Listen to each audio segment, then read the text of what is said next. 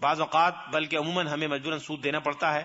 مثلا اگر انسٹالمنٹس پہ کوئی چیز خریدی جائے یا بینک سے لون لیا جائے تو اس میں جتنی رقم ہوتی ہے اس سے کہیں زیادہ واپس کرنی پڑتی ہے. اسی طرح کریڈٹ کارڈ پر خریدی گئی چیزوں پر ایکسٹرا پیسے دینے پڑتے ہیں. کیا یہ دینے والے کے لیے بھی حرام ہے اور دینے والے پر بھی گناہ ہے؟ سچی بات یہ ہے کہ بالاقساط لین دین پر بڑی تفصیلی بحثیں ماضی قریب میں ہوتی رہی ہیں. ہندوستان میں بھی بعض فقہا کا اس پر سیمینار ہوا تھا، سعودی عرب میں بھی ہوا، کئی مقامات پر ہوا.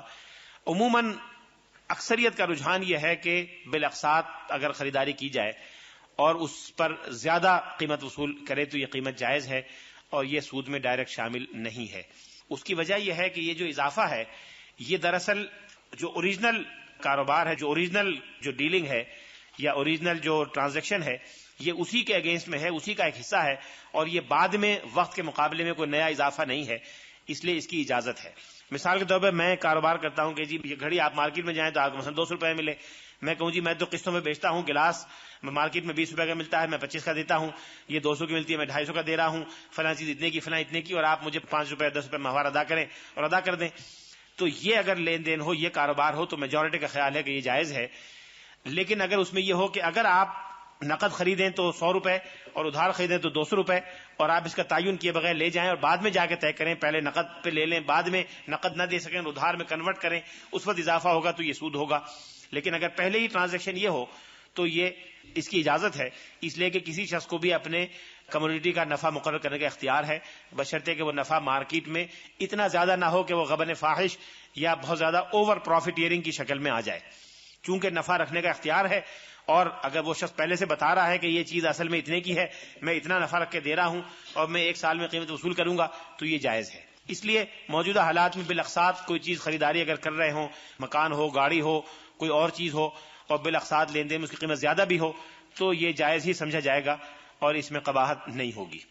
کم از کم فتویٰ کی روح سے اس کی اجازت ہے، چاہے تقویٰ کی روح سے کوئی عمل نہ کرنا چاہے تو اس کو اختیار ہے.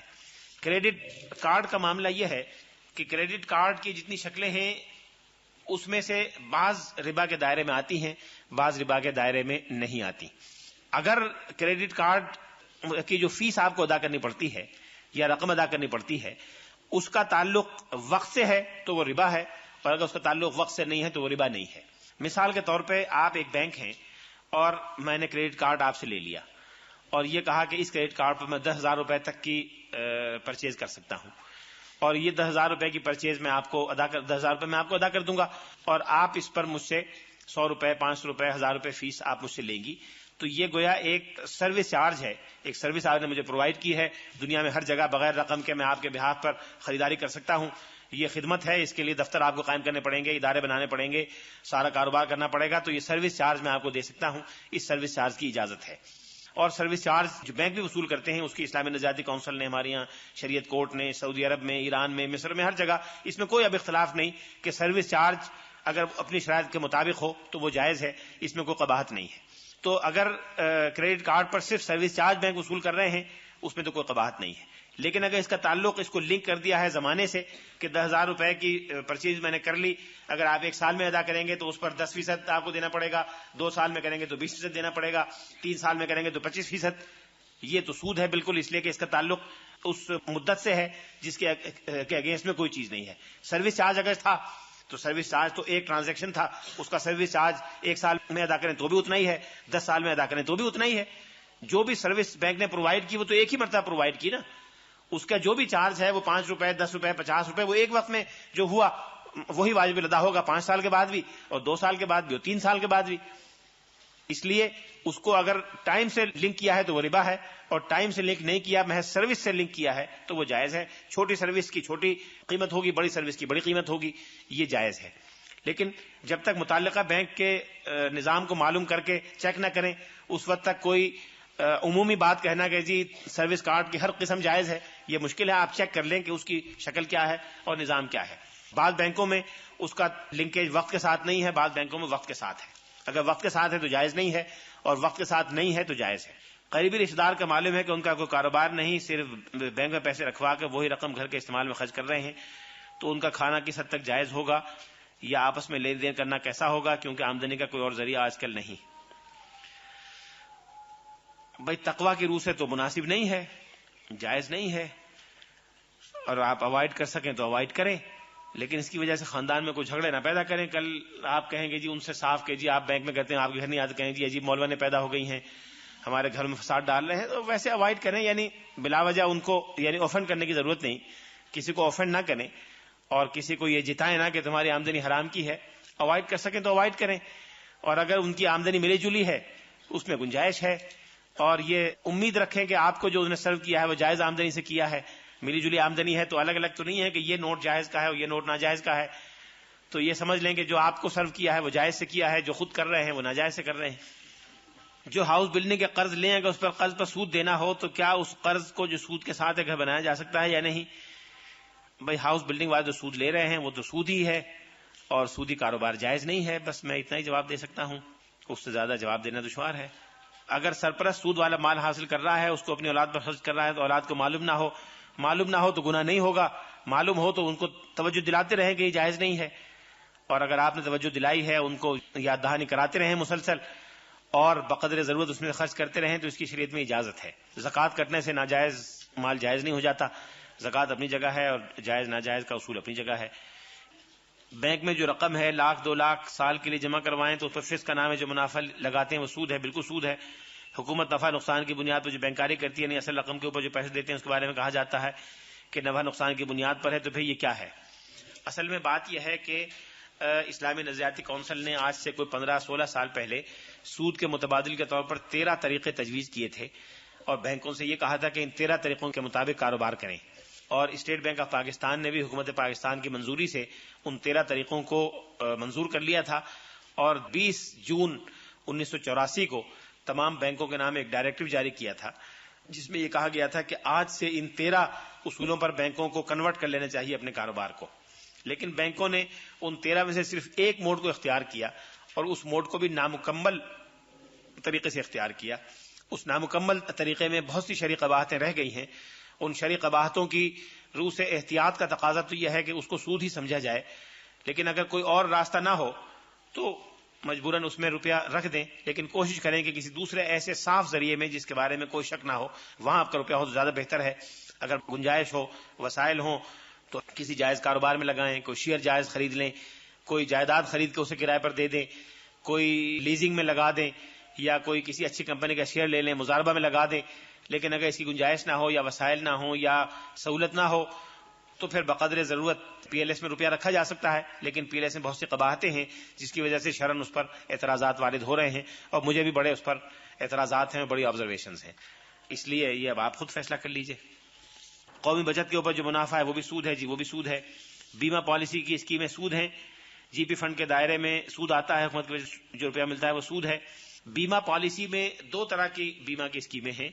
ایک تو میوچول فنڈ کی جو اسکیمیں ہیں وہ جائز ہیں اور اس کے اکثر و بیشتر جو احکام ہیں وہ شریعت سے متعارض نہیں ہیں. میوچول اسکیم میں آپ روپیہ لگا سکتی ہیں اور شرعاً اس پر اعتراض زیادہ نہیں وارد ہوتا. میوچول اسکیم کے علاوہ جتنی اسکیمیں ہیں ان میں ربا بھی پایا جاتا ہے، قمار بھی پایا جاتا ہے، غرر بھی پایا جاتا ہے، لہٰذا وہ شریعت سے متعارض ہیں. بیمہ کے بارے میں اتنا عرض کروں کہ بیمہ پر اسلامی نظریاتی کونسل نے ایک ورکنگ گروپ بنایا تھا جس کا میں ممبر تھا. اس ورکنگ گروپ نے کئی سال کے غور و خوض کے بعد متبادل اسکیم تیار کی تھی. پھر متبادل اسکیم کی تیاری کے لیے ڈرافٹنگ میں 3 آدمیوں کی کمیٹی بنی تھی، اس میں بھی میں شامل تھا، بلکہ میں اس کا کنوینر تھا اس کمیٹی کا. اور ایک ہمارے بڑے مہربان بزرگ دوست ہیں سید مظفر احمد اشرف جو پاکستان انشورنس کارپوریشن کے چیئرمین رہ چکے تھے، وہ اس کے ممبر تھے، انشورنس کے بڑے ماہر ہیں. اور ایک اور سینئر لائر تھے، وہ بھی اس کے ممبر تھے. اور ہم نے ایک رپورٹ مرتب کر کے تمام تفصیلات کے ساتھ حکومت پاکستان کو 1991 میں سبمٹ کر دی تھی، اردو اور انگریزی دونوں زبانوں میں. 1991 کے بعد سے آج 1998 تک اس کی کوئی سننے میں نہیں آئی رویداد کہ اس کا کیا ہوا. اب میں نے یہ سنا ہے کہ اس پر کوئی کارروائی ہو رہی ہے اور جو اسلامائزیشن کمیشن ہے اکنامکس کا، راجہ ظفر الحق صاحب جس کے چیئرمین ہیں، اس میں اس کو ٹیک اپ کیا گیا ہے. اور ابھی عید سے 2 روز پہلے مجھے اس کی طرف سے ایک میمورنڈم ملا ہے جس میں بعض چیزوں کی وضاحت طلب کی گئی ہے.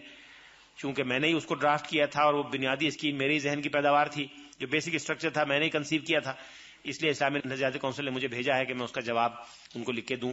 اس کا جواب انشاءاللہ چند روز میں بھجوا دوں گا. امید کرنی چاہیے کہ انشورنس کی بقیہ اسکیمیں بھی شریعت کے مطابق ہو جائیں گی اور شریعت کے تقاضے اس سے پورے ہونے لگیں گے. لیکن میوچول اسکیمیں جو ہیں وہ اب اکثر و بیشتر جائز ہیں اس میں آپ روپیہ لگانا چاہیں تو لگا سکتی ہیں. ڈاکخانے کی جو اسکیم ہے یہ بھی میوچل اسکیم ہے. ڈاکخانے میں جو انشورنس ہوا کرتا ہے اس میں بھی روپیہ لگایا جا سکتا ہے, اس میں بھی کوئی قباحت نہیں ہے. جی پی فنڈ سود کے دائرے میں آتا ہے. جی پی فنڈ کے بارے میں دو نقطہ نظر ہیں اور دونوں نقطہ نظر بہت بڑے بڑے آدمیوں کے ہیں. میں دونوں آپ کو بتا دیتا ہوں. ایک نقطہ نظر ہے مولانا شفیع علی تھانوی کا, مفتی محمد شفیع صاحب کا, مولانا تقی عثمانی صاحب کا. ان حضرات کا کہنا یہ ہے کہ جی پی فنڈ پر جو انکریز ملتا ہے یہ سود نہیں ہے اور اس کو ربا نہیں کہا جا سکتا, یہ جائز ہے. مولانا سید ابو الاعلی مودودی صاحب مرحوم کا کہنا تھا کہ یہ ربا ہے اور اس کو لینا جائز نہیں ہے. دونوں کے دلائل ہیں, ان دونوں میں سے جس کی رائے پر آپ کو اعتماد ہو آپ عمل کر لیں. حکومت کی بچت اسکیموں میں جو پیسہ ملتا ہے کیا وہ سود ہے؟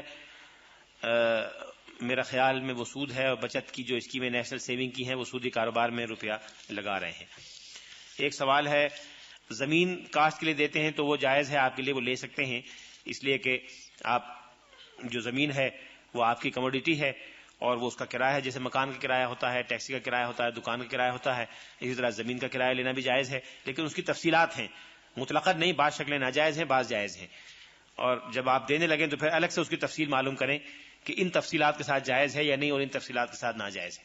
اس کی میں بعض شکلیں جائز ہیں, بعض ناجائز ہیں, لیکن بعض جائز شکلیں اس میں ہیں جائز کاروبار کی. سود دینے اور لینے کی وجہ سے معاشرے پر کیا اثرات مرتب ہوتے ہیں؟ حالانکہ بظاہر دونوں کا آپس میں معاملہ لگتا ہے. معاشرہ اس کی زد میں کیسے آتا ہے؟ معاشرہ زد میں آ رہا ہے پورے ملک میں, دنیا اسلام میں جو معاشی بدحالی آ رہی ہے, غریب غریب سے غریب تر ہو رہا ہے, دولت مند سے دولت مند تر ہو رہا ہے, یہ سب سودی کے اثرات ہیں.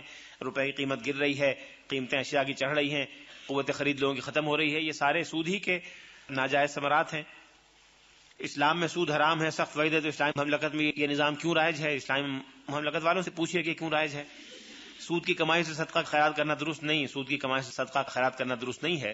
سود کی کمائی یا کسی بھی ناجائز کمائی کا طریقہ یہ ہے کہ آپ اسے کسی شخص کو دے دیں, کسی محتاج کو, لیکن صدقے کی نیت کر کے نہ دیں.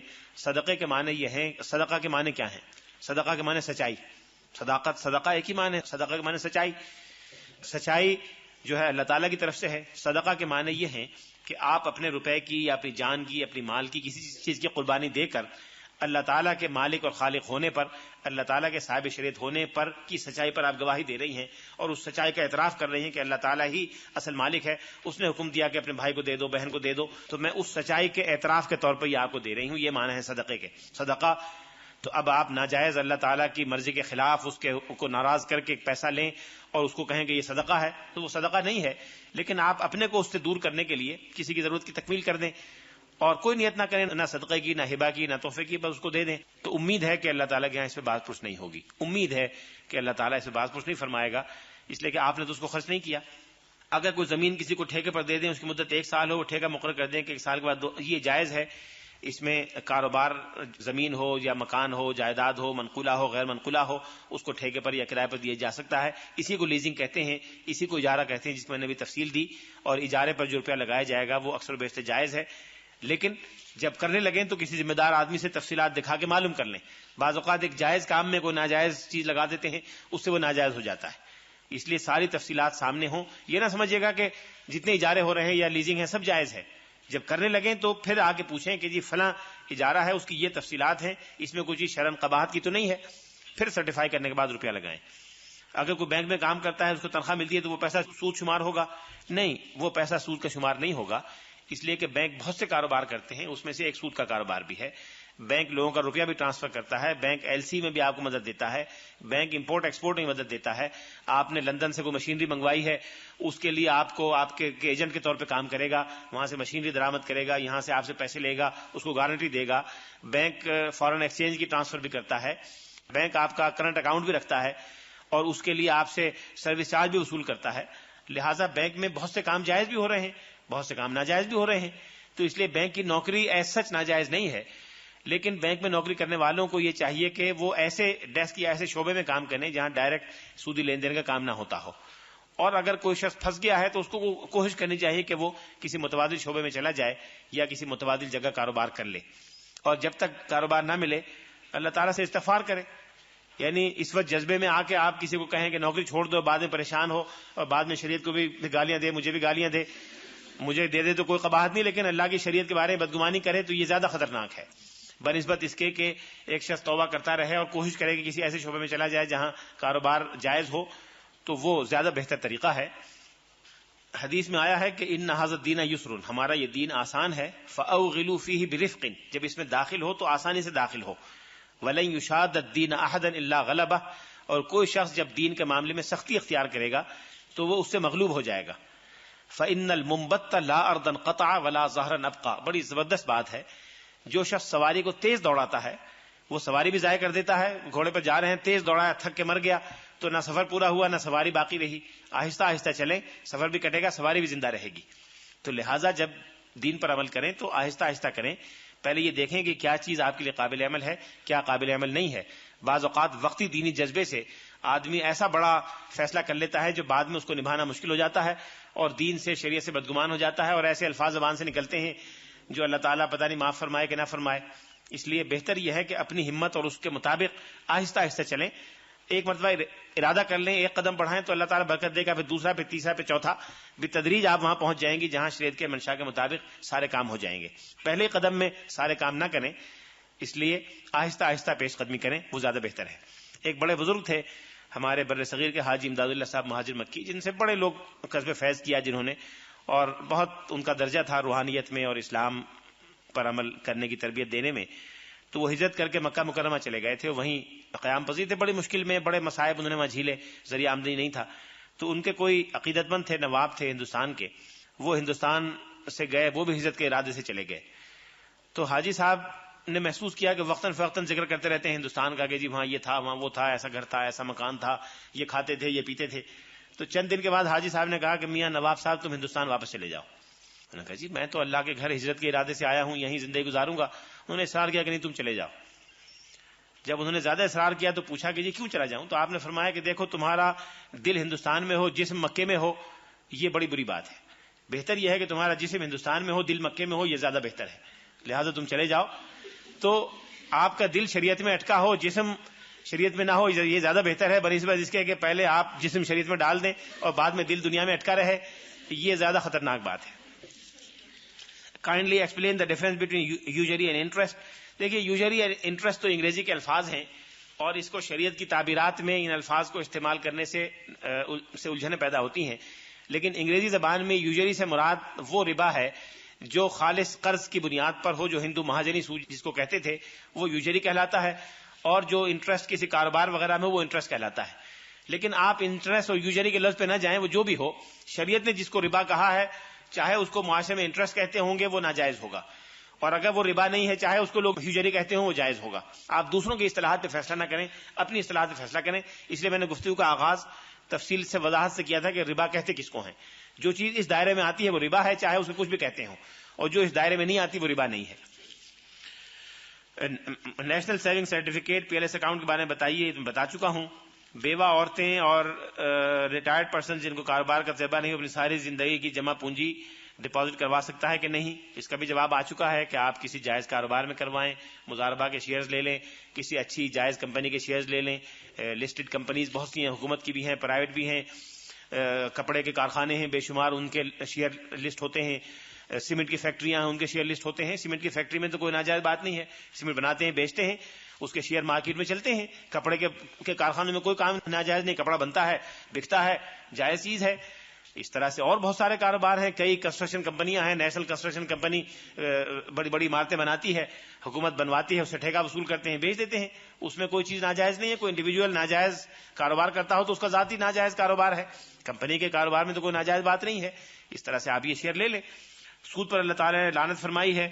ان دی لائٹ آف دی حدیث what is prescribed for a person who took loan and gave interest, the person is no longer giving interest and has asked for Allah's forgiveness۔ دیکھیے اللہ تعالیٰ تو ہر گناہ کو معاف فرماتا ہے۔ اللہ تعالیٰ کی ذات سے امید ہے کہ جب اس سے کسی غلطی کی معافی مانگے تو اللہ تعالیٰ اس کو معاف کرے گا، اس نے وعدہ فرمایا کہ معاف کرے گا۔ لیکن معافی کی شرط یہ ہے کہ اگر وہ ربا کی رقم اس وقت کوئی موجود ہے تو اس کو پہلے اپنے سے دور کریں، اس کے بعد معافی مانگیں۔ جو خرچ ہو گئی وہ ہو گئی، اللہ تعالیٰ معاف کر دے گا انشاءاللہ۔ خود قرآن پاک میں وعدہ فرمایا کہ جو چلا گیا وہ چلا گیا، مزہ ما مزہ، لیکن آئندہ کے لیے توبہ کریں۔ سود کے بارے میں پوچھنا تھا کہ ہمارے ملک کا بینکوں کا نظام سود پر چل رہا ہے، ایک اسلامی ملک ہے، بینکوں میں جو لوگوں کا روپیہ ہے اس میں سود شامل ہوتا ہے۔ بینک کا میں جواب دے چکا ہوں کہ بینکوں کا سارا روپیہ سودی نہیں ہے، بعض روپیہ اس میں جائز ہے، بعض ناجائز ہے۔ تو اس لیے اگر کسی کے پاس بینک کی آمدنی ہے تو اس کو آپ آؤٹ رائٹ ناجائز نہ کہیں، اور اس میں سے کچھ حصہ جائز ہے، کچھ ناجائز ہے۔ تو آپ یہ سمجھیں کہ جو حصہ آپ کے عزیز کے پاس آیا ہے وہ جائز ہی ہوگا. The hadith that says that there will be a time that the world will be overwhelmed by riba system, is this an excuse for using financial system? Are we just as accountable in this day and age where riba is a part of all business transactions than the salaf before us? What can an individual do to stay away from the evils of riba? یقیناً یہ وہ زمانہ ہے جس کے بارے میں حضور نے فرمایا تھا کہ ایک زمانہ ایسا آئے گا کہ ربا بہت عام ہو جائے گا، یہاں تک کہ جو لوگ ربا سے بچنا چاہیں گے ان کو بھی ربا کا غبار اتنا معاشرے میں پھیلا ہوگا کہ ربا کے غبار سے وہ نہیں بچ سکیں گے. تو ربا کا غبار تو ہر جگہ ہے، اس سے کوئی نہیں بچ سکتا، لیکن اللہ تعالیٰ سے توبہ کرنی چاہیے کہ اس کا جو غبار ہمیں پہنچ رہا ہے ہمارے ارادے اور عزم کے بغیر، اللہ تعالیٰ ہمیں اس سے معاف فرمائے، اس سے محفوظ رکھے. انڈیویجول یہی کر سکتا ہے، زیادہ کچھ نہیں کر سکتا. باقی کوشش ہمارے اختیار میں ہے، کوشش کرنی چاہیے. اللہ تعالیٰ کوشش کا بھی صلہ دیتا ہے. اگر کسی نے اپنا پیسہ کسی کاروبار میں لگایا ہے، مثلا کچھ لوگوں نے مل کر گیس اسٹیشن لگایا ہے، وہاں سے ہمیں خاص اماؤنٹ ملتی ہے، ہاں وہ بالکل جائز ہے، چاہے آپ اس پہ وقت دیں یا نہ دیں. یہ تو مضاربہ کی ایک شکل ہے کہ سب نے 10 آدمی نے مل کے پیسہ لگایا، 2 آدمی اس میں حصہ لے رہے ہیں، اس کو چلا بھی رہے ہیں، اور نفع سب تقسیم. میں بھی کہہ چکا ہوں کہ نفع تو جو آپ ریشو طے کر لیں گے وہ جائز ہے، اور چاہے آپ اس میں ایکچوئل حصہ لے رہے ہوں یا نہ لے رہے ہوں، اس لیے کہ رسک آپ کا بھی ہے.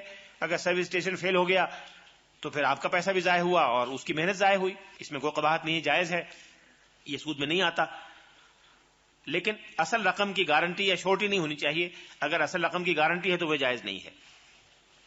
اگر اصل رقم کی گارنٹی ہو گئی ہے تو وہ سود میں آ جائے گا. آج کل جیسا کہ بزنس کا طریقہ عام ہے کہ کسی پارٹی کو رقم دیتے ہیں، وہ رقم دینے والے کو ہر مہینے خاص اماؤنٹ کی رقم دیتے ہیں. ہر مہینے خاص رقم دینے یا نہ دینے سے دار و مدار نہیں ہے، بلکہ دار و مدار اس بات پر ہے کہ جو رقم دی گئی ہے اس کا تعلق کیا کسی وقت کے ساتھ ریلیٹڈ ہے یا آپ کے کسی کموڈیٹی یا اس کے مقابلے میں ہے. آپ اس تعریف کی روشنی میں دیکھ لیں، اگر اس تعریف پہ یہ آتا ہے تو ربا ہے، اگر نہیں آتا تو نہیں ربا. بعض اوقات ایسا ہوتا ہے کہ سہولت کی خاطر، ایڈمنسٹریٹو کنوینئنس کی خاطر، فرض کیجئے 100 آدمی نے مل کے کاروبار کیا اور 3 آدمی بزنس کر رہے ہیں، اور یہ طے ہوا ہے کہ ہم آپ کو ہر مہینے 5000 روپے ماہوار دیتے رہیں گے، سال کے اخیر پہ حساب کر لیں گے. اگر آپ کو زیادہ مل گیا تو آپ کو اگلے سال ایڈجسٹ کر دیں گے، اور نہیں ملا بچ گیا تو آپ کو دے دیں گے. اس میں کوئی یہ تو انتظامی ایڈمنسٹریٹو چیز ہے، اس میں سالانہ یا ماہوار 1000 روپے 5000 روپے ملنے میں اس سے کوئی فرق نہیں پڑتا، بشرطے کہ کاروبار ادروائز شریعت کے مطابق ہو. اگر یہ ہوا کہ سال کے ختم پہ اتنا نقصان ہوا ہے اور آپ کو رقم زیادہ چلی گئی، ہم اگلے سال اس کو ایڈجسٹ کر دیں گے، یہ جائز ہے. اس سال جو لے لیا وہ لے لیا، اگلے سال آپ کو نہیں دیں گے. اور اگر زیادہ رقم آ گئی ہے تو آپ کو کہیں گے جی آپ کو 5000 روپے دیے تھے، آپ کے 6000 بنتے تھے، آپ 1000 اور لے لیں. یہ ہو سکتا ہے، یہ تو ایک انتظامی چیز ہے. اگر اپنی رقم کسی دوست کو دی جائے اور کہا جائے کہ اپنی دکان میں سامان بڑھا لیں اور دکان کا بزنس پہلے سے بہت اچھا ہو جائے اور وہ ہمیں کچھ رقم ہر مہینے دے دیں اور رقم کو مخصوص کر دیا جائے، یا وہ اپنے منافع کے لحاظ سے دے دیں جب ہمیں رقم کی ضرورت ہو اپنی مرضی، یہ بالکل جائز ہے، یہ ہو سکتا ہے. بشرطے کہ بنیادی چیز یہ ہو کہ اگر سارا کاروبار خدا نخواستہ ختم ہو جائے، ڈوب جائے، دکان میں آگ لگ جائے، ڈاکہ پڑ جائے، چوری ہو جائے، تو پھر نقصان جو ہوگا تو آپ کا اپنے ریشو کے حساب سے، اس کا اپنے ریشو کے حساب سے. فرض کیجئے اس کے 25000 روپے لگے ہوئے تھے، آپ کے 1000 روپے لگے ہوئے تھے، تو 25000 کا نقصان اس کا ہوگا، 1000 کا آپ کا ہوگا. اگر یہ شرط اس میں انہیرنٹ ہے تو وہ جائز ہے، آپ دے سکتی ہیں روپیہ. ایک عام شخص لون کے بغیر بزنس نہیں کر سکتا، بینک سے قرضہ سود کی شرائط پہ ملے گا، تو اس کا اس سسٹم کا سبسٹیٹیوٹ کیا ہوگا؟ آپ فی الحال جو فیصل اسلامک بینک ہے وہاں سے قرض لے لیں یا البرکہ بینک سے قرض لے لیں. جو شخص بڑھاپے کی وجہ سے جس کا کوئی سہارا نہ ہو اپنی رقم بینک میں جمع کرا دے، ابھی میں کہہ چکا ہوں کہ نہیں کرا سکتا، آپ کو کسی ایسے کاروبار میں کرنا چاہیے جو جائز ہو.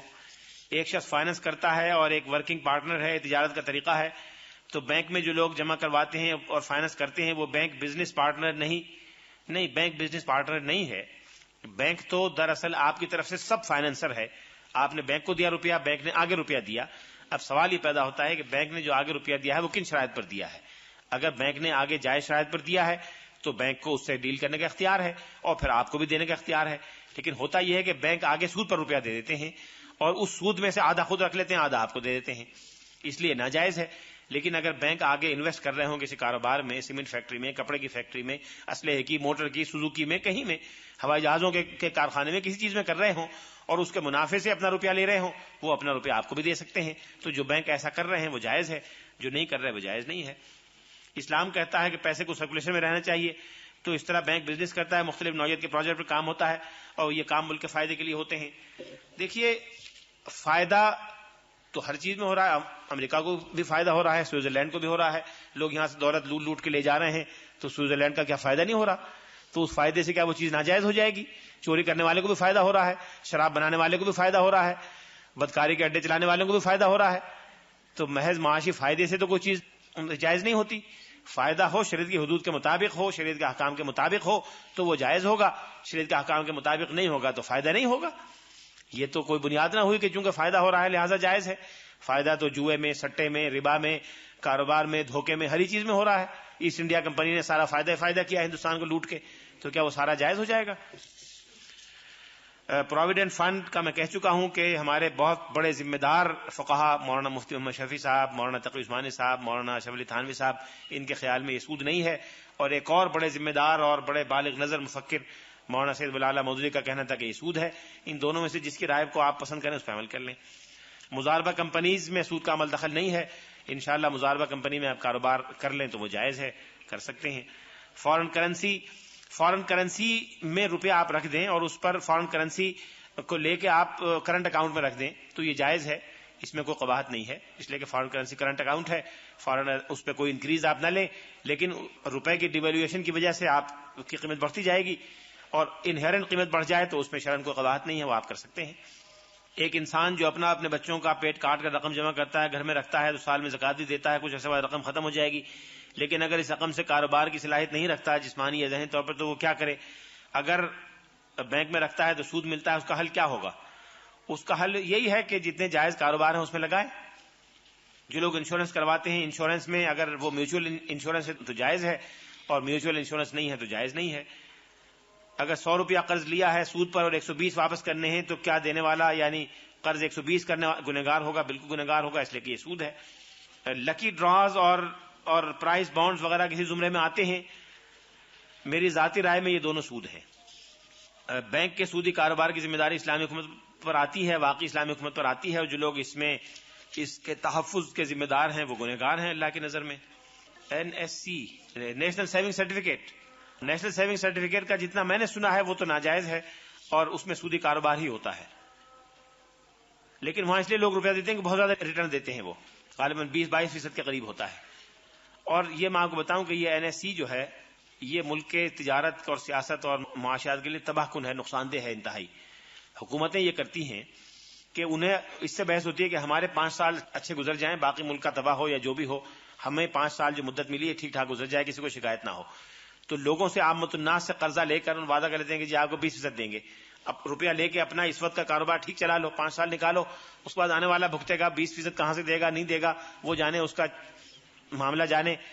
اس کے بعد وہ آتا ہے، وہ مزید وہ 25% کے نام سے قرض لے لیتے ہیں کہ 25% دیں گے، وہ اپنا قرضہ پورا کر لیتے ہیں، اس میں سے 22% یہ دیا، 3% بچا، اپنا وقت نکالا، اس طرح سے ہو رہا ہے۔ آپ جائزہ لیں، اس کی تاریخ دیکھیں تو نیشنل سیونگ سرٹیفکیٹ پہ پہلے 14 تھا، پھر 15 ہوا، پھر 16 ہوا، بڑھتا جاتا ہے، اور وہ اس لیے بڑھتا ہے کہ اپنا ٹائم پاس کرتے ہیں۔ جو وزیر خزانہ ہوتا ہے کہتے ہیں جی ہم کیوں درد سر لیں، قرضہ لو، وقت نکالو، مکاؤ اور وقت اپنا پاس کرو۔ یہ ہے یمحق اللہ الربا والصدقات۔ ایک معنی ظاہری ہو سکتے ہیں کہ ہم دیکھتے ہیں کہ سودی کاروبار دن بدن بڑھ رہا ہے، سود بڑھتا چلا جاتا ہے، سود کی آمدنی سے بہت سے گھر چل رہے ہیں، لیکن اللہ تعالیٰ جس کو منتھلی انکم اسکیم کا نام دیا جاتا ہے، پھر ہم کیسے کہہ سکتے ہیں کہ اللہ تعالیٰ سود کو مٹا دیتے ہیں؟ اصل میں اس کے جو 2 مفہوم آپ نے خود ہی بیان کیے ہیں، اخلاقی وغیرہ، اس پہ میں نہیں جاتا کہ قیامت اور اللہ تعالیٰ کی بارگاہ میں، لیکن خالص دنیاوی معاملات میں سودی کاروبار کی بنیاد پر جو بظاہر انکریز ملتا ہے، وہ انکریز دراصل ایک چھوٹے طبقے کا ہوتا ہے، پورے معاشرے کی دولت اس کے ہاتھ میں جمع ہو جاتی ہے، معاشرے کا بیشتر حصہ غریب سے غریب تر ہوتا چلا جاتا ہے، اور جب وہ چاہتے ہیں، جب ان کے مفاد میں ہوتا ہے، وہ اس کو ختم کر دیتے ہیں۔ آپ نے دیکھا کہ ہمارے یہاں پاکستانی ایک شخص نے بینک قائم کیا، پوری دنیا میں وہ چلا، اور اس بینک نے بڑے بڑے بینکوں سے ٹکر لینی شروع کی، اور دنیا اسلام میں ایک یہ لگا کہ جی معاشی طور پر جو انٹرنیشنل بینکنگ سسٹم ہے اس میں ایک مسلمان بھی آ گیا ہے۔ انہوں نے چند ہفتوں کے اندر اندر اس بینک کا بھٹا بٹھا دیا اور لوگوں کی رقمیں ڈوب گئیں۔ خود ہمارے جاننے والوں کے، ہمارے اپنے، انہوں نے بیرون ملک طویل عرصہ ملازمت کی، اور 25-30 لاکھ روپے کی رقم جو ساری سیونگ تھی اپنے بچوں کے لیے رکھی تھی وہ اسی میں تھی، وہ ساری کی ساری ڈوب گئی۔ بیچارے بہت پریشان ہوئے، ابھی تک پریشان ہیں، پوری رقم ان کو نہیں ملی، بہت تھوڑا حصہ اس کا ملا ہے۔ انڈونیشیا، ملائیشیا، جو ہمارے ایسٹرن فار ایسٹرن کے لوگ ہیں جو ایشین ٹائیگرز کہلاتے تھے، بڑی تیزی کے ساتھ جا رہے تھے.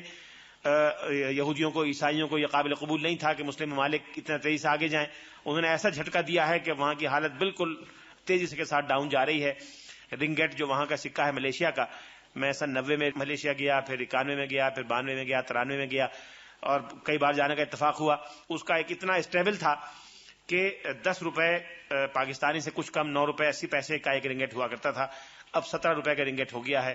تنخواہیں کم ہو گئی ہیں، بجٹ میں کرٹیل ہو گیا ہے، ٹیکس لگ گئے ہیں، اور اتنی تیزی کے ساتھ اکانومی ان کی ڈاؤن ہو رہی ہے اسی سودی نظام کی وجہ سے کہ وہ سارا نظام انٹرنیشنل بینکرز کے ساتھ اتنا لنک ہے کہ وہ جب چاہیں اس کو تباہ کر دیں.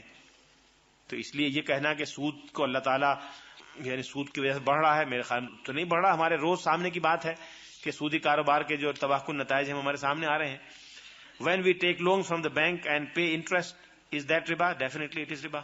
اگر کسی شخص کے پاس پیسے جمع ہوں گے جس سے وہ چاول جب سستے ہوں، ہارویسٹ کے وقت خریدنا چاہتا ہو، ایک دوست آ کر پیسے قرض مانگ لیتا ہے اس وعدے کے ساتھ چاول کی کٹائی ہوگی جب مقدار میں واپس کر دے گا. جب قرض لوٹانے کا وقت آیا تو دوست نے پیسے لوٹانے کے بجائے پیسے خود اپنے فائدے کے لیے آگے انویسٹ کر دیے، مثلا اسے چاول خرید لیے. یہ بتانے کے لیے جس شخص کے پیسے تھے کیا وہ اس انویسٹمنٹ کا حصہ دار ہو سکتا ہے؟ بالکل ہو سکتا ہے، بشرطے کہ وہ پہلے طے کرے کہ دونوں مل کے چاول خریدتے ہیں، آج خرید لیتے ہیں سستا چاول، اس کے بعد جب قیمت بڑھے گی تو ہم بیچ دیں گے. یعنی ہولڈنگ کی نیت سے نہیں، کسی احتکار کی نیت سے نہیں، بلکہ جیسے عام مارکیٹ میں آدمی خریدتا ہے اور مڈل مین اپنی محنت کا پیسہ اور اس کا نفع رکھنے کے بعد بیچ دیتا ہے، دونوں مل کے بیچیں اور جو نفع ہو دونوں برابر تقسیم کر لیں، تو اس میں کوئی قباحت نہیں ہے. لیکن اگر ایک شخص قرض لے اور قرض لینے کے بعد اس کی رقم محفوظ ہو اور وہ چاول خرید کے اس کی رقم واپس کرے تو اس کو انکریز لینے کا اختیار نہیں ہے. اس لیے کہ اگر وہ دونوں مل کر چاول خریدیں اور ہو سکتا ہے چاول کی قیمت نہ چڑھے، ہو سکتا ہے اتنا چاول ملک میں پیدا ہو جائے کہ اس کی قیمت گر جائے، تو پھر اس کا نقصان دونوں کو برداشت کرنا چاہیے. I run a business for which I have taken lease according to the leasing company. It is Muzaraba against air conditioning unit. What is the difference between leasing and loan? دیکھیے لیزنگ اور loan میں زمین آسمان کا فرق ہے. Loan جو ہوتا ہے وہ رقم کا، کیش کا ہوتا ہے. لیزنگ کسی کموڈیٹی کی ہوتی ہے، کسی رقم کی نہیں ہوتی. شریعت میں دونوں میں فرق ہے. اچھا کہ آپ نے یاد دلایا، مجھے اصل گفتگو میں یہ بات کہنی چاہیے تھی. انگریزی میں دونوں کے لیے بورو کا لفظ استعمال ہوتا ہے. میں آپ سے یہ مانگ کے لے جاؤں تو آپ کہیں گے I have borrowed a watch from you، اور میں آپ سے 100 روپے لے جاؤں اس کے لیے بھی بورو کا لفظ استعمال ہوتا ہے. شریعت میں یہ دو الگ الگ چیزیں ہیں. ایک ہے عاریہ، ایک ہے قرض. قرض ہوتا ہے کسی کنزیومیبل چیز کا جو کنزیوم کی جا سکے. مثلا میں نے آپ سے چینی مانگ لی اس کام کے لیے کہ میں اس کو چائے میں استعمال کر لوں یا حلوہ بنا کے کھا لوں. رکھنے کے لیے، دیکھنے کے لیے تو استعمال نہیں ہوتی نا کہ میں، اور جب واپس کروں گا تو وہی چینی واپس نہیں کروں گا، ہو ہی نہیں سکتا. وہی چینی واپس کروں گا تو میں پاگل بیوقوف ہوں کہ وہ چینی لے کے رکھ لی، شکل دیکھی، اس کے بعد واپس کر دی. یہ تو نہیں ہوتا. وہ چینی تو خرچ ہو جائے گی، چلی جائے گی، اس کی جگہ ویسی ہی دوسری چینی میں آپ کو واپس کر دوں گا. یہ تو ہے کنزیومیبلس. اچھا، کچھ چیزیں ہیں جو یوز کرنے کے لیے ہوتی ہیں کہ آپ سے گلاس لے لیا، مہمان آ گئے گھر میں، بستر منگوا لیے، چادریں منگوا لی، اس چادر کو کھا نہیں جائیں گے، پھاڑ کے ختم نہیں کر دیں گے، جب مہمان استعمال کر لے گا آپ کو واپس کر دیں گے.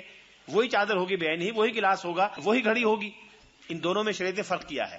جو لیزنگ ہے ایک کو کہتے ہیں مثلی، ایک کو کہتے ہیں قیمی. جو چیزیں مثلی ہیں اس میں سود چلتا ہے، جو چیزیں قیمی ہیں اس میں سود نہیں چلتا. یہ لمبی بحث ہے، میں زیادہ اس میں نہیں جاتا.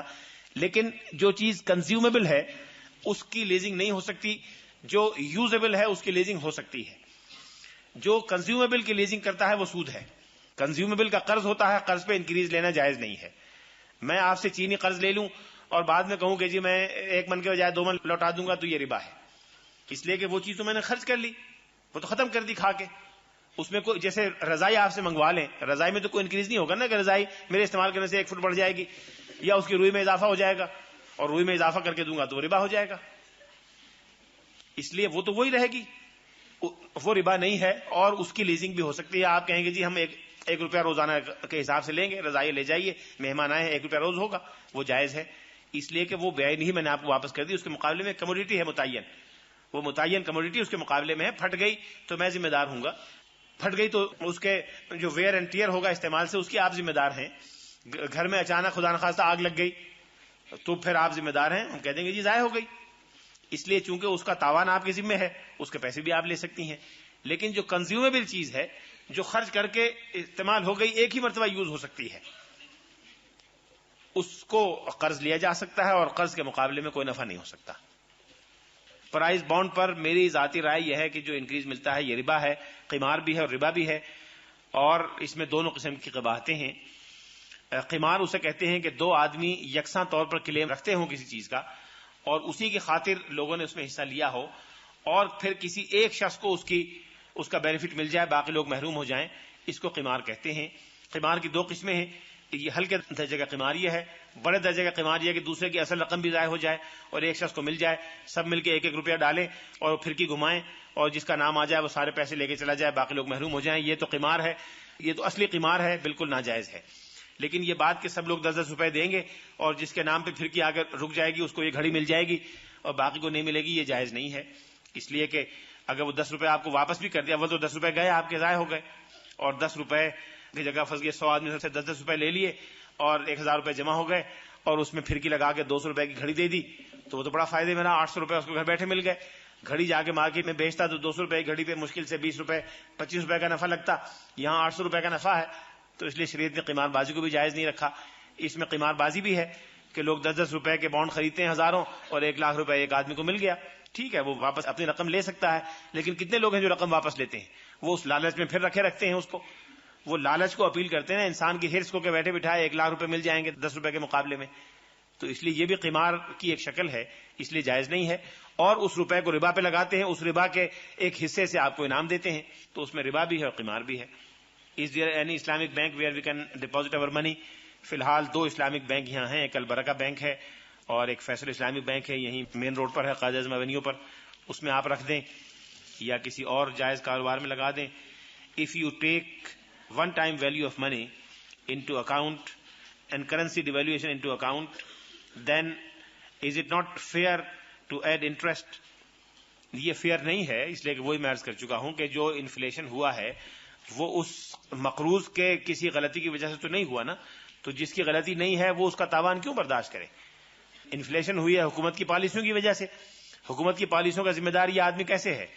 پھر وہی میں نے مثال دی کہ اگر ڈفلیشن کے نتیجے میں وہ کم رقم لینے کو تیار ہو تو انفلیشن کی روشنی میں اس کو زیادہ لینے کا حق پہنچتا ہے، لیکن ڈفلیشن میں کوئی شخص کم لینے کو تیار نہیں ہوگا. Banks which claim that they deal in interest free investment schemes, that is the profit and loss sharing etc. How far is this in accordance with Islamic principles? اگر واقعی وہ پروفٹ اینڈ لاس شیئرنگ کی بنیاد پہ کام کر رہے ہوں کوئی بینک اور واقعتاً اسی کاروبار کو کر رہے ہوں تو پھر بالکل جائز ہے. لیکن افسوس یہ ہے کہ پاکستان میں بہت سے بینک بظاہر پروفٹ لاس شیئرنگ کا دعویٰ کرتے ہیں لیکن عملاً اس میں بہت سی خرابیاں انہوں نے پیدا کر دی ہیں. اس لیے بہتر یہ ہے کہ اس کو اوائڈ کریں. اگر کوئی نہ کر سکے ٹھیک ہے، مجبوری ہے، لیکن استغفار بھی ساتھ ساتھ کرتے رہیں. امام مالک رحمۃ اللہ علیہ جو بڑے محدث تھے اور اپنے زمانے کے انتہائی مقدس ترین اور گویا اعلیٰ ترین انسانوں میں تھے، مسلمان ان کے سامنے احترام سے سر تسلیم ہر مسلمان خم کرنے پر مجبور ہے. ایک شخص دور سے ان سے ملنے کے لیے آیا کہ جی حدیث رسول کے اتنے بڑے خادم ہیں، اور ایک حدیث بھی ہے، کئی حدیث کتابوں میں آئی ہے کہ عنقریب ایک ایسا زمانہ آئے گا کہ لوگ علم کی تلاش میں دور دور سے آئیں گے. یوشک ان یضرب الناس اکباد الابل، اور اونٹوں کی پشت پر بیٹھ کے آئیں گے، اور مدینے کے عالم سے بڑا عالم ان کو دنیا میں کہیں نہیں ملے گا. تو اکثر لوگوں کا خیال ہے کہ امام مالک کی طرف اشارہ ہے کہ بڑی تعداد سے دور دور سے حتیٰ کہ اسپین سے لوگ آیا کرتے تھے امام مالک سے کسب فیض کرنے. اتنا بڑا درجہ ان کا تھا. خلیفہ منصور ان کے دربار میں گیا کہ جی میں آپ سے حدیث رسول پڑھنا چاہتا ہوں تو آپ کسی وقت اگر آ کے مجھے پڑھا دیں. منصور عباسی جو پورے اس وقت کے حساب سے دیکھیں تو 25 ملک اس کی سلطنت میں شامل تھے، تو اس نے خط لکھا بڑے ادب سے. امام مالک نے پرزے اسی کے کونے پہ لکھ دیا کہ العلم یؤتا ولا یاتی، العلم یؤتا ولا یاتی، علم کے پاس آیا جاتا ہے، علم کسی کے پاس نہیں جاتا. اتنے درجے کے آدمی تھے. تو ایک شخص ان کے پاس آیا، اللہ تعالیٰ نے بڑی مال و دولت سے بھی نوازا تھا، تو دیکھا کہ امام مالک کا مکان بڑا اعلیٰ قسم کا ہے، کپڑے بڑے اچھے ہیں، گھر میں ملازم ہیں، گھوڑے نوکر چاکر. تو اس کے ذہن میں تھا کہ مذہب کے لوگ ہمیشہ بڑے پور غریب ہوتے ہیں، فقیر ہوتے ہیں، تو یہ تو بڑے پیسے والے ہیں. تو اس نے اس پہ حیرت کا اظہار کیا. تو امام مالک نے اس میں کچھ نہیں کہا. انہوں نے کہا نعم نفعل ونستغفر، اچھے کپڑے بھی استعمال کرتے ہیں، اللہ سے استغفار بھی کرتے رہتے ہیں. تو یہ جملہ امام مالک کا بڑا مشہور ہے کہ نفعل ونستغفر. تو آپ نفعل ونستغفر پہ عمل کریں. میری ایک کزن ہے، ان کے 3 بچے ہیں، شوہر کا کریکٹر اچھا نہیں، بیوی بچوں سے الگ رہتا ہے، کسی دوسرے شہر میں بچوں سے کوئی محبت نہیں، نہ خرچہ بھیجتا ہے، کہتا ہے بیوی کو نہ رکھوں گا نہ طلاق دوں گا. کزن میری بہت پریشان ہے، کوئی جاب وغیرہ بھی نہیں مل رہی. اس کو کہ اپنی بچوں کی ضروریات پوری کر سکے، اس وجہ سے تھوڑا سا جو پیسہ اس کے پاس ہے اس کو فکس کروا دے، یعنی ماہانہ منافع جو ہے اس پر گزر بسر کرے۔ اگر آپ کی بہن یا کزن کسی جائز کاروبار میں لگا سکتی ہیں، شیئر وغیرہ خریدنے کی ہمت ہے، جا سکتی ہیں، آ سکتی ہیں، اس کے لیے تھوڑا پڑھا لکھا ہونا بھی ضروری ہے، ایکٹیو ہونا بھی ضروری ہے۔ اگر وہ ایسی ہیں یا کوئی اور ذمہ دار امانت دار آدمی کر سکتا ہے تو بہتر ہے کہ وہ کریں، اور اگر وہ نہیں ہے تو پھر یہ پی ایل ایس اکاؤنٹ ہی زیادہ بہتر ہے، اس لیے کہ اس میں کم از کم برائے نام تو اسلام کے مطابق ہے، شریعت کی کوئی اصطلاحات تو استعمال ہوئی ہیں، جو خرابیاں ہیں وہ جزوی ہیں، کلی نہیں ہیں، اور نفعلوا ونستغفروا پہ عمل کریں۔ Some scholars in the West have claimed that mortgage is halal in the time of need. جی رہن بالکل حلال ہے، قرآن مجید میں آیا ہے فرحان مقبوضہ، رہن کے جائز ہونے میں کوئی شک نہیں ہے، لیکن رہن اور مارٹگیج میں تھوڑا سا فرق ہے، اگرچہ لغوی اعتبار سے مارٹگیج کے معنی بھی رہن کے ہیں، رہن کی جو تفصیلات آج کل کے قانون میں ہیں اور انگلستان میں اور امریکہ وغیرہ میں، اس میں کئی چیزیں جائز نہیں ہیں۔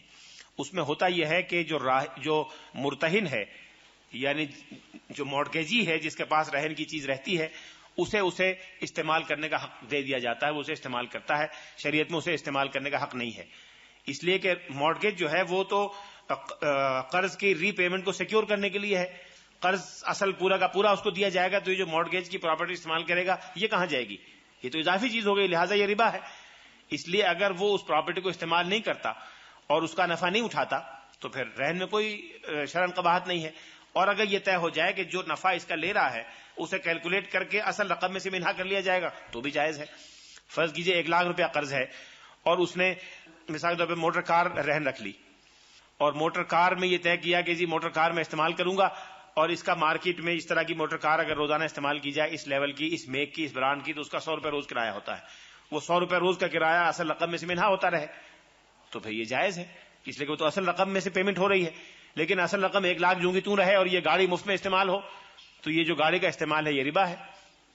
اس لیے مارٹگیج فی نفسی ناجائز نہیں ہے، اس طرح کی تفصیلات جو شرعاً قابل اعتراض ہوں وہ ناجائز ہیں۔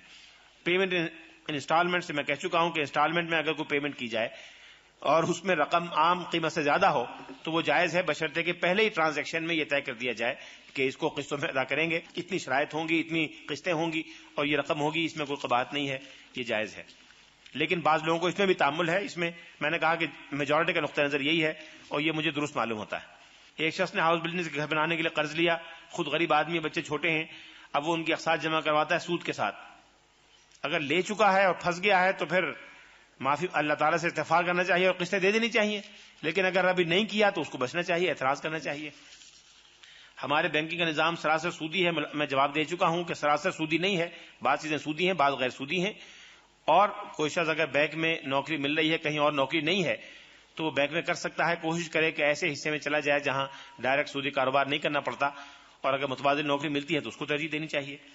بعض لوگوں کے مطابق انٹرسٹ فری نظام اس وقت قائم ہو سکتا ہے جب تمام مسلم ممالک آپس میں تعلقات رکھیں، خود کفیل ہوں، بالکل ٹھیک ہے، واقعی آئیڈیل نظام تو اسی وقت ہوگا جب سب مسلم ممالک مل کر طے کریں، لیکن اگر مسلم ممالک طے نہ کریں تو کسی ایک مسلم ملک کے لیے یہ کوئی عذر نہیں ہے کہ جی مصر نہیں کرتا تو ہم کیوں کریں، لیبیا نہیں کرتا تو ہم کیوں کریں، اگر لیبیا میں لوگ شراب پیتے ہیں تو ہم پینے لگیں تو یہ تو جائز کام نہیں ہوگا، فلاں میرے پڑوس میں لوگ جھوٹ بولتے ہیں تو میں جھوٹ کیوں نہ بولوں، یہ شریعت میں کوئی عذر نہیں ہے۔ اگر ایک آدمی غلطی کرتا ہے تو وہ دوسری آدمی کی غلطی کے لیے جواز نہیں ہو سکتا۔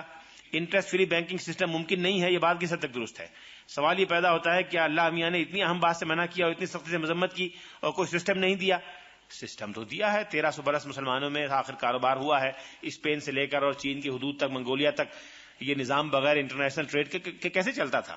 یہ کہنا کہ جی انٹرنیشنل ٹریڈ اب پچھلے 100 برس سے پیدا ہوا ہے تو فضول اور بیوقوفی کی بات ہے۔ انٹرنیشنل ٹریڈ ہر زمانے میں رہا ہے، بڑی دنیا میں تھا، مسلمانوں کے کاروبار تھے، صحابہ کرام میں بڑے بڑے بزنس مین تھے، حضرت زبیر کا، حضرت طلحہ کا، حضرت عباس کا بڑا کاروبار تھا، بزنس تھا، امام مالک کا بڑا کاروبار تھا، بزرگان دین میں امام ابو حنیفہ کا بڑا کاروبار تھا، شیخ عبد القادر جیلانی کا بڑا بزنس اور کاروبار تھا، یہ سب بڑے بزنس مین تھے، لیکن ان کے نام تقویٰ اور دیانت میں اتنے اونچے ہیں کہ آج تک ضرب المثل ہیں، تو یہ کہنا، اور ان سب کے انٹرنیشنل بزنس تھے، شیخ عبد القادر جیلانی کا بزنس بڑا انٹرنیشنل تھا، ان کے شپنگ، میں اگر کہوں آج کی زبان میں ایک شپنگ کمپنی تھی تجارت کی، ان کے جہاز آیا جایا کرتے تھے۔ ایک مرتبہ انہی کا قصہ سنا ہے کہ بیٹھے ہوئے تھے مجلس میں کہ ایک شخص نے آ کے بیان کیا کہ جی آپ کا جو جہاز آ رہا تھا مال لے کر وہ ڈوب گیا، خاموش ہو گئے، تھوڑی دیر گردن جھکائے بیٹھے، پھر کہا کہ الحمدللہ، تھوڑی دیر میں پھر وقت گزر گیا، اگلے تیسرے دن یا اسی دن کسی نے آ کے کہا کہ جی وہ خبر غلط تھی، وہ آپ کا جہاز نہیں تھا بلکہ وہ کسی اور کا تھا. پھر خاموش ہو گئے، تھوڑی دیر کے اندر جھکا کے سوچتے رہے، پھر کہا کہ الحمدللہ. تو کسی شخص نے پوچھا کہ جی آپ نے کل بھی الحمدللہ کہا تھا، آج بھی الحمدللہ کہا ہے. تو کہنے لگے کہ ہاں ٹھیک ہے، جب میں نے یہ خبر سنی کہ میرا مال ڈوب گیا، بڑا کئی لاکھ روپے کا ہوگا، پتہ نہیں کتنے کا ہوگا، تو میں نے فوراً یہ غور کیا کہ کیا میرے نفس میں اللہ تعالیٰ کے بارے میں کوئی شکایت یا کوئی غیر ضروری افسوس یا غیر ضروری صدمے کی کوئی کیفیت ہے، اور میں راضی برضا الہی ہوں کہ نہیں ہوں. تو میں نے غور کیا تو میں نے محسوس کیا کہ میں اللہ کی رضا پر راضی ہوں، اور مجھے اس میں کوئی شکایت یا افسوس کا جذبہ نہیں ہوا. اللہ تعالیٰ کی یہی منشا تھی. جب میں نے محسوس کیا تو میں نے اس نعمت پر اللہ کا شکر ادا کیا. پھر جب اس کی خبر ملی کہ نہیں میری دولت بچ گئی ہے، رقم بچ گئی ہے، تو میں نے غور کیا کہ کیا میرے دل میں کوئی تعلی پیدا ہوئی، کوئی شیطان نے کوئی ہوس پیدا کی، مال و دولت کے آنے سے کوئی ایسی اندھی خوشی ایسی پیدا ہوئی کہ جو مجھے یاد الہی سے غافل کر دے. تو میں نے غور کیا، معلوم ہوا کہ ایسی کوئی کیفیت پیدا نہیں ہوئی جو یاد الہی سے غافل کر دے. تو میں نے اس نعمت پر اللہ کا شکر ادا کیا. تو اگر یہ کیفیت ہو تو انٹرنیشنل کاروبار ضرور کریں، اللہ تعالیٰ برکت دے. وآخر دعوانا الحمدللہ رب العالمین.